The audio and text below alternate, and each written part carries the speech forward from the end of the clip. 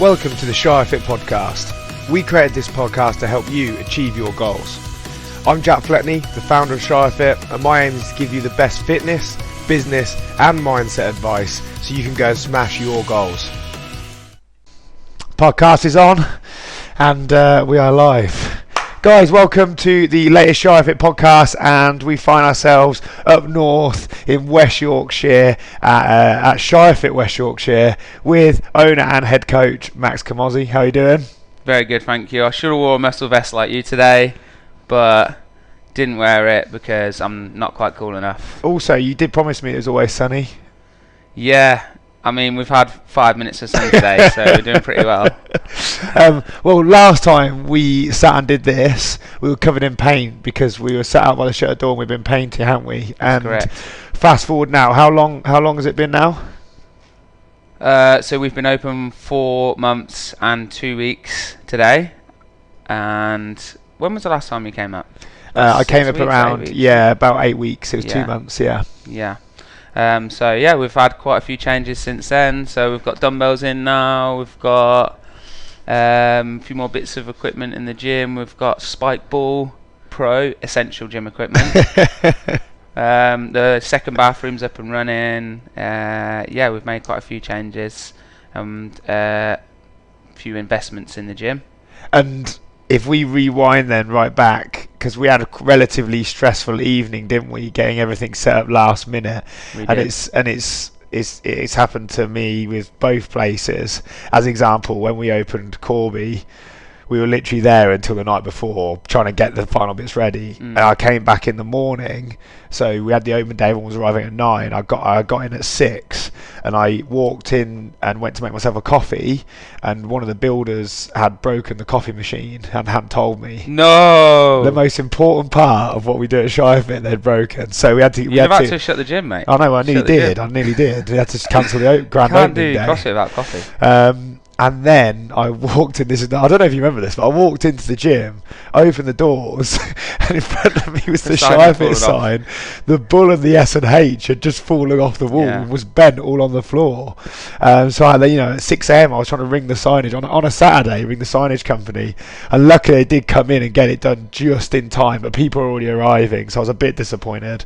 But going back to what we were talking about, it was we were up till quite late. I can't remember what time were we up till. I think it was about 3. Yeah. There was you, me, my mum and dad, last 4 standing, cleaning up, getting it ready. And back then, like if you could sort of go back now and tell past Max that like it didn't really matter some of the things we were doing back then, then I would probably have been a little bit more chilled out. But when you're in that opening mindset, you think, everything's got to be perfect, everything's got to be nailed. But the reality is the product that we sell, the fitness that we sell is so good and it works so much that like you don't, the other bits are not essential. They're nice to have, but they're not essential. You're right. I think the biggest thing is you care. Yeah, huge. It's the same thing. Yeah. Like you walk in, you'll see everything, and other people often don't see those things. Yeah. But you care, and you want everything to be as perfect as you can get it for that time, and that's obviously and it's weird. It's quite ironic because the reason that you care is the reason why you don't. The reason that you care is the reason why you don't need all the walls don't have to be absolutely perfectly decorated and all these bits and bobs, because you care about how they perform and move and what their goals are and all that sort of stuff. So that's like the real nuts and bolts of what we do and what we do. It really is. But we got it finished and it looked awesome, didn't it? The space looked great when people it was such an improvement. Like the old place was not inviting to training at all. Like me and you showed up, didn't we? And we absolutely adore training. It's our passion. It's what we spend a lot of time doing, and we both said like, do you really want to do this session at this place? But now it's all been fixed up and the place looks really inviting, and we got the whole reception area sorted, and the gym looks a little bit more clean and way more fresh and more spacious. It just feels awesome. Well, I think it's a massive transformation. Obviously, it wasn't just a matter of just painting some walls, which, in essence, we had definitely at Corby. We painted and we were pretty much neat set up. It was good to go. There's a lot of changes here in terms of taking walls down, putting things in. So there's a lot of pressure, a lot more to do, which made it really difficult. I don't think we had images. I might be able to find them of what it looked like before I and what do, it looked like yeah. after. I've kept them, Maybe we'll add in. I'll add it on Instagram into the picture or something. Yeah. You can see it before and after to really appreciate the change that's happened in here. Because I don't think you would do it unless you see it. Yeah. There's been so much change. Like you wouldn't people, like, as you saw, you've had people walk in and they're like, "Oh my god, what have you done to this space? It looks so different. It looks so big." I think you made a great choice on the layout design and everything like that and what you wanted to do. And I think it nails down everything we're all about with a social area, a bigger space gym, and yeah, you know. And I still really enjoy that when someone comes in who'd been previously, and they walk around. They're like, "Oh my god, this place is so much better. It's like 1,000 times better." I love that like reaction because it makes all that hard work over that 5-week period or whatever.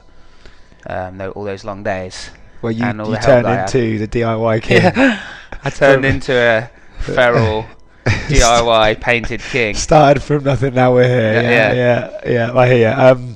Mate, and then obviously we did do the open day. I can't remember the timings, but I remember thinking you're having the feeling I had when we first opened Wellingborough, which was like, oh, I just want someone to walk through the door, and that's it. And we want to see someone walk through the door. Yeah. Whether it was 1 or 10, doesn't matter. We want to have someone walk through the door and we can influence them.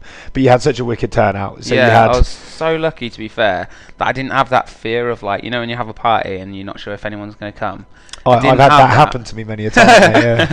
I didn't have that fear, luckily, because the community was so great from Corby and Wellingborough, the Shire-Fit gyms. I knew that people were coming up to see the opening, so I knew that there were always going to be people there. Obviously, I wanted more people who are going to be actual local to the area and might potentially join as members, but I was not worried that there would be no one here. God, that must have been terrible for you. Yeah, you opened Wellingborough on day one. We didn't take any classes or anything on our grand opening, and you know, I know some of the members that listen, but we had our grand opening day. We had around 15 people from like 9 in the morning till about 3 in the afternoon. Just turn up, have a look. That was it. So we didn't do anything. Yeah. And some of those members are still here. So we had like Karina. I remember she came in for a first class or first have a little look round. And I remember coming to look round, and then she came in the next day to come and do a first class. And we didn't actually have many people turn up. So I said before in previous podcasts, I remember sitting there thinking, I really just.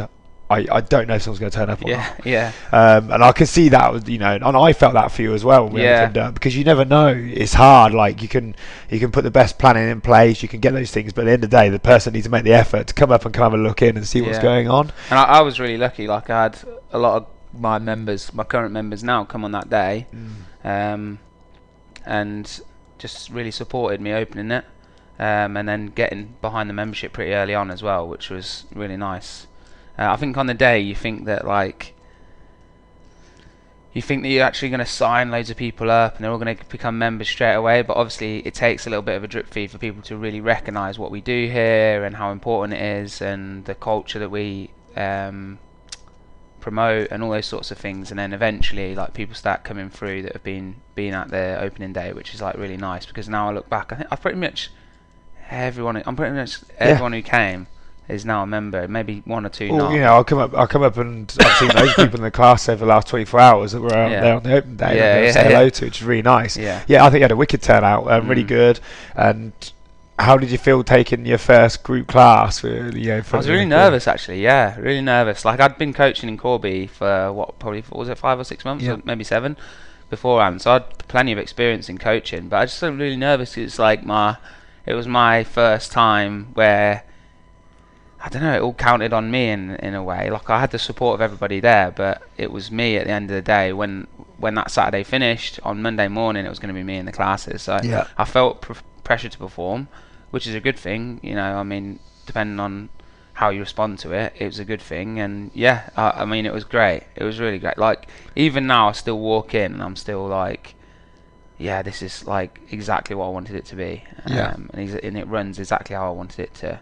Well, mate, I think you did an absolutely fantastic job. I know we were just speaking about it earlier before we jumped on, but if we then obviously just slightly press the fast forward button after you had that open day, you literally rolled. I think we had that on the Saturday. Is that right? Yeah, I that's think we finished right. on the Friday night, didn't we? Yeah, And then you had your first class on the Monday.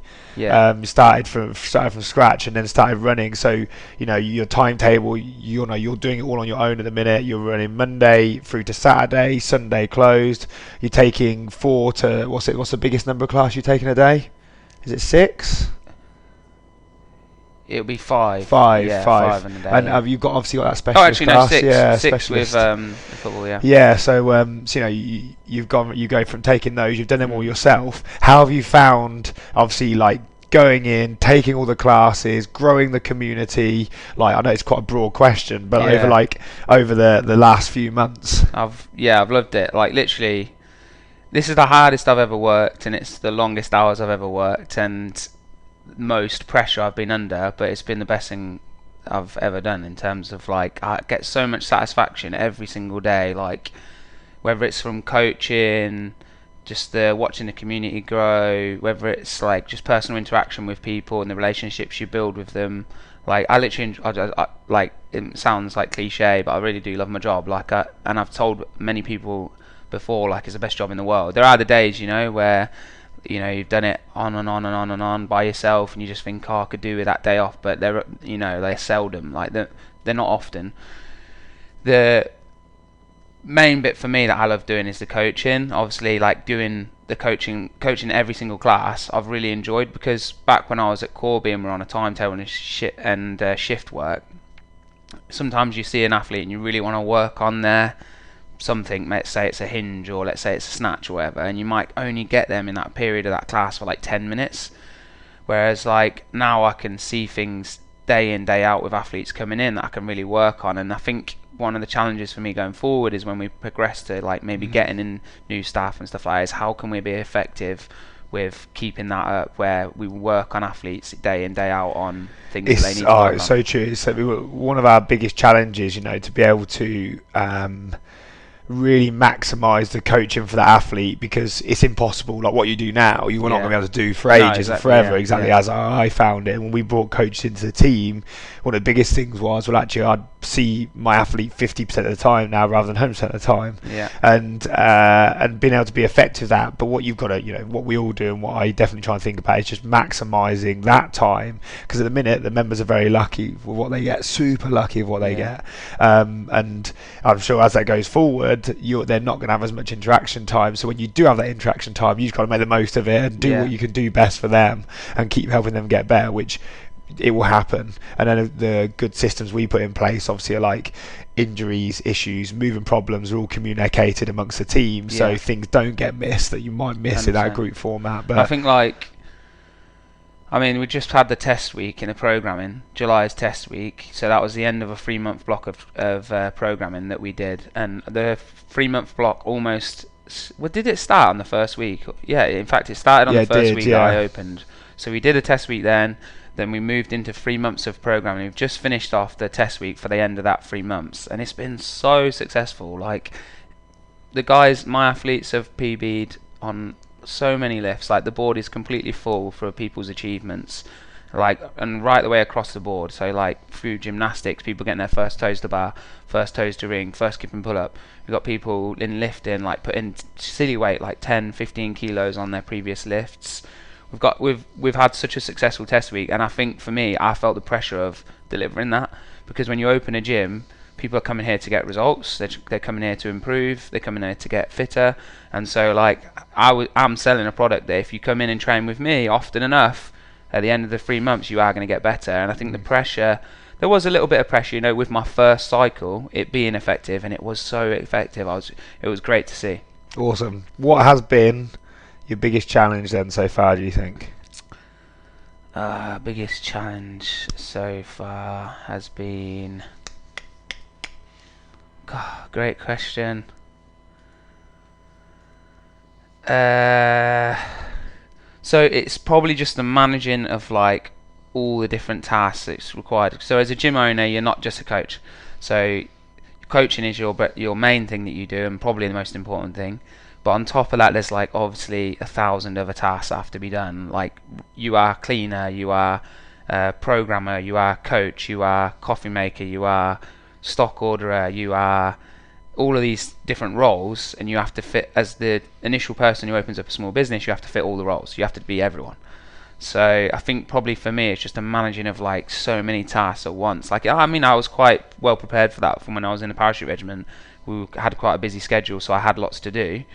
But with a gym, I find that the tasks are not linear either. They're not like get all this done on a Monday, get all that done on a Tuesday. It's just random as they pop up. They come. Some of them are short term. You can get them done in 5 minutes. Some of them are week long projects. Like, you are everything that the gym needs, and you have to be all those roles.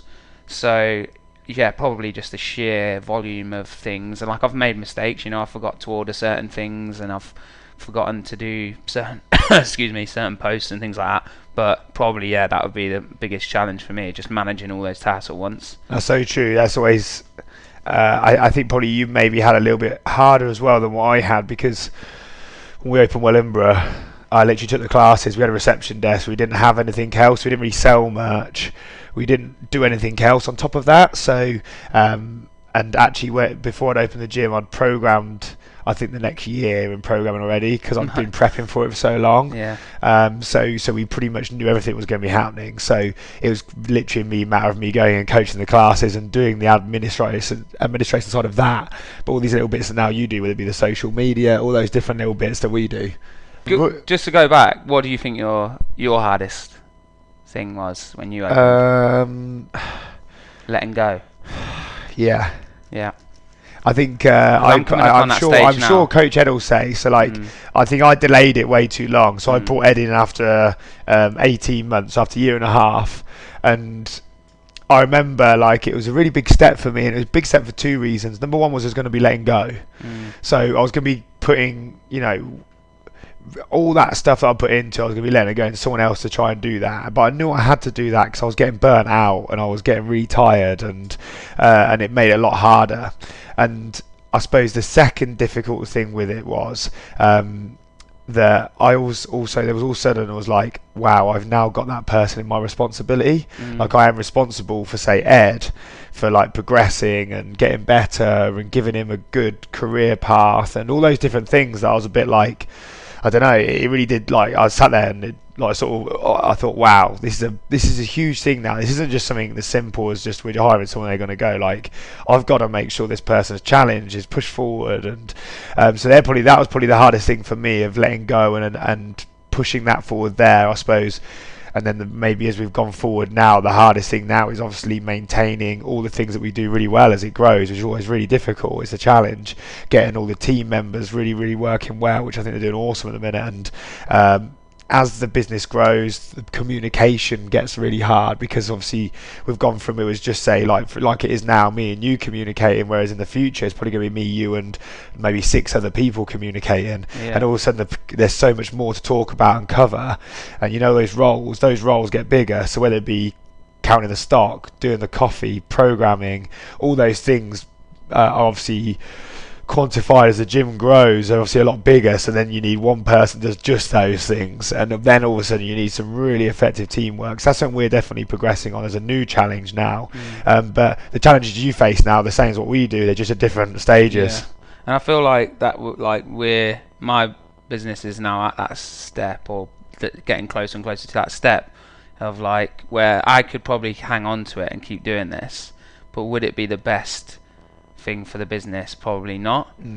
Like, an example would be, physically you can probably only work this job 6 days a week. If I was to then go 7 days a week, I'd burn out quickly, and the quality of each coaching session would go down.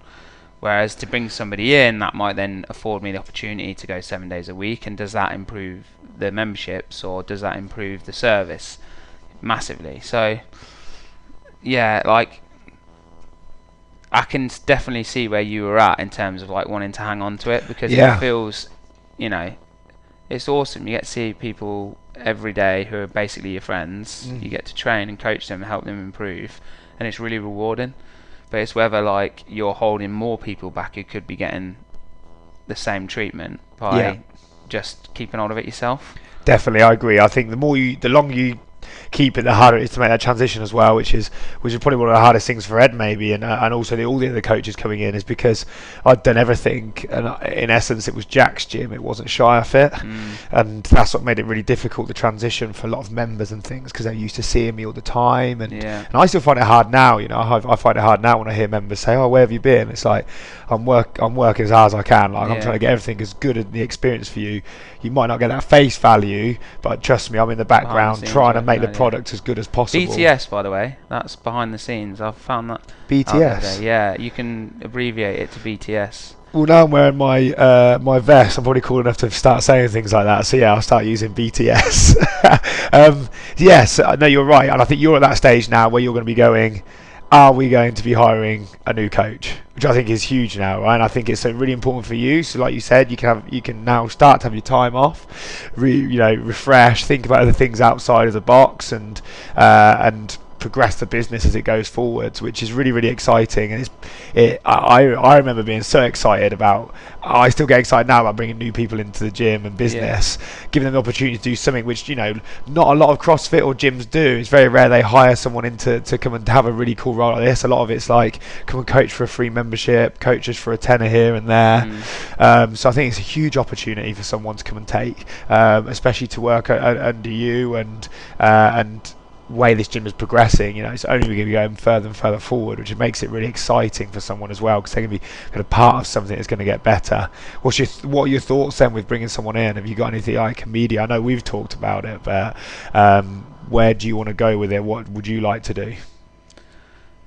So yeah, definitely down the full-time route, because same like you said, a lot of CrossFit gyms, they pay casual coaches for casual sessions, but I think really what I'm looking for is someone who's as invested and engaged in the members as I am.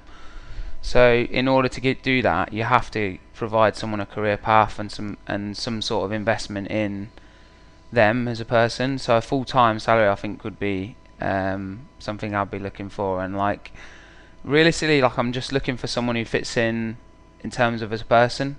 Like I'm sure you and your experience and me between us can teach someone how to coach, but you can't really change someone's character. Yeah. So I'm looking for the right person, like someone who's going to fit in with the community, who's going to care, who's going to is honest, who's hungry to like get up every single day and get better, improve, be a better coach, be a better athlete, be a better part of the business. That's what I'm looking for really. And when, again, like you've said, we're not in any rush here. I'm pretty stable financially and stuff like that, but when the right person comes along, we'll be ready for it. Yeah, I completely agree. I think that's a fantastic idea, and it's exactly the principles that we've had from day one of trying to find the right people to bring in and full time so they can buy into what we do and be a real part of it as well, which I think is important, being part of something which is really difficult to get. So your community's been growing really, really well as well, hasn't it? I've been down here for 24 hours, a little bit longer than that now, and I've seen and met a lot of your members, and they're just awesome, really, really lovely. It reminds me of just being at the other gyms, which is so nice, like the whole atmosphere, environment, the way they all chat to each other, support each other in the classes, I think is awesome. And you had socials and things as well. It's quite nice to be proud of the guys that they come in when they do little things. Like the other day, someone new came in to a class, and they came early, and there was only the two people in reception, and Matt, who's happened to be in the class with this new person, straight away went up, introduced himself, started talking to her, making her feel at ease. And like that, for me, like those sorts of things make me more proud than the movements, because like he knows what we're about. Yeah. Do you know what I mean? We're the community and the culture that we instill, well, not instill, but we promote in people. That was the right thing to do at the time. She was obviously quite nervous. It was her first session. Matt made her feel at ease straight away, and then started chatting to her, and as a result she enjoyed the session a lot more and probably improved a lot more than she would have, because obviously it's quite intimidating for a lot of people when they first start CrossFit. So I just think like that's one incident, and there's thousands of incidents here, and it's nice having you up here because I'm really proud of the guys. Like last night for the 5:30 class, everyone was in here chatting, talking to each other, finding out about their lives, how their week's gone, where they saw in the chest from all the press ups that I'd programmed this week and all that sort of stuff. Like, and it's really cool to watch. Yeah, I agree. And talking of programming, Yeah. obviously, one of the things I love, and sometimes I probably don't actually think very much about until I'm actually here and it's in front of me. But we've now got not one space just following the programming. We've now got 3 spaces all following the programming, doing all the WODs. So any members listening, all the other gyms are doing the same WODs as what you're doing, and they log it onto their own online sort of app with Boxmate. But it's awesome. Like, I was so chuffed yesterday to come in and obviously I was lucky enough to come and take a class here, like with a group, and be teaching something that I programmed quite a long time ago. And I'm thinking, actually, right now it's being done down in Wellingborough, it's being done over in Corby. I think it really gave me a buzz and made me realise when I was watching these people do it that we actually have the ability to make such a big difference to people, which I love. And how have you found taking all of that programming, using it as part of the Shire Fit sort of group? Yeah, like, well, I think our like, I'm biased obviously, but I think our programming is like the best in the UK at the moment. Like, the way we program sets people up for success every single day. Like, they're going to come in and improve somewhere, get better somewhere. They're going to walk out a little bit better than they walked in. Not just in terms of progression, but in terms of like mentally feeling like they've achieved something, which is a big thing, especially in today's modern age with all the mental health issues and things like that. I think like we just tailor our programming so well to our market, which is normal everyday people who want to come in, train hard, have fun, and then have a little chat with their friends at the same time. Like, our programming is perfect for our target market, which is anyone and everyone who can come down and really enjoy the community. So I think for me, like, I've really enjoyed delivering the programming, and particularly some of the specialist sessions that we've now started doing, like the sweat classes, the chalk classes, and the lift classes, where you can be more dialed in as a coach, and you can work on fine-tuning people's movements, and you can work on like big picture things that are going to help people move better, and like delivering different classes in a day. So going from a CrossFit class to a lift class, where the style of coaching is different and the way you deliver it's different, is like really refreshing, especially when you're teaching every single class in the gym. To have like 3 CrossFits in a day and then a lift is like awesome, because you get to then like mix it up in the last session basically. It's been really engaging teaching these new specialist classes as well. I think a lot of the members enjoy it because it gives them, they know what they're going to be in for, and they can really work on something they want to do, which I think is vital. There's a label to the coaches as well, to be like you said there, teach something that's so specific and spend a bit more time on it, which often in our traditional classes you can't do because of you're under time constraint or you've got to move on to something else. So I've really loved the introduction of these new classes. I can definitely see them. It's super effective. Like, the new classes work because you get that time to go through new, like, really important things with people, where they can make a huge difference, like to someone's lifting technique, if you spend the time to do it with them. So I think the way that we've done the programming with the chalk and the lift classes it's really effective for a lot of my guys, and I've seen PBs and developments across the board, especially the guys who are coming to those specialist classes as well. Yeah, completely agree.